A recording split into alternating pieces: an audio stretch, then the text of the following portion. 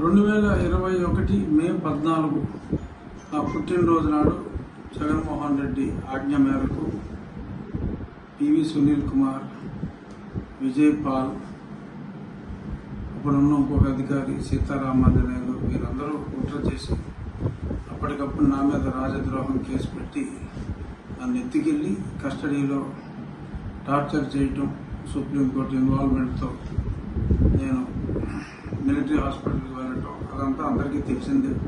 నన్ను చంపాలని చూడటం, ఆ గుంటూరు హాస్పిటల్ సూపరింటెండెంట్ దొంగ రిపోర్ట్లు ఇవ్వటం, దాన్ని మిలిటరీ హాస్పిటల్ హైకోర్టు న్యాయమూర్తి పర్యవేక్షణలో, అప్పుడు రిజిస్ట్రార్ జనరల్ తర్వాత న్యాయమూర్తి అయ్యారు, వారి పర్యవేక్షణలో జరిగిన రిపోర్ట్స్లో ఏం చెప్పారు ఇవన్నీ కూడా పెట్టి నన్ను ఏ విధంగా హింసించింది, వీరి మీద ప్రేరేపించిన ముఖ్యమంత్రి మీద వీరందరి మీద చర్యలు తీసుకోవాలి, కేసు బుక్ చేయాలని చెప్పి ఈరోజు నేను గుంటూరు ఎస్పీ గారికి కంప్లైంట్ ఇవ్వటం జరిగింది.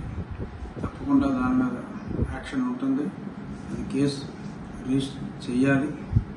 గతంలో నేను సుప్రీంకోర్టుకు వెళ్ళటం, తర్వాత వారు హైకోర్టుకు వెళ్ళమంటాం అన్నీ జరిగినాయి. ఎందుకంటే ఇక్కడ కేసు రిజిస్టర్ చేయాలన్నా పట్టించుకునే వాళ్ళు లేడు.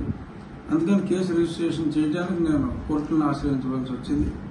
ఇప్పుడు డైరెక్ట్గానే లా అండ్ ఆర్డర్ ధర్మం 4 పాదాలు నడుస్తుంది కాబట్టి ఇప్పుడు చంద్రబాబు నాయుడు గారి పరిపాలనలో నాకు న్యాయం చేయండి, అక్రమంగా నన్ను కస్టడీలో హింసించిన వాళ్ళని న్యాయపరంగా శిక్షించాలి అని చెప్పి నేను కంప్లైంట్ ఇవ్వడం జరిగింది. రాబోయే వారం 10 రోజుల్లో ఏం జరుగుతుందో చూద్దాం.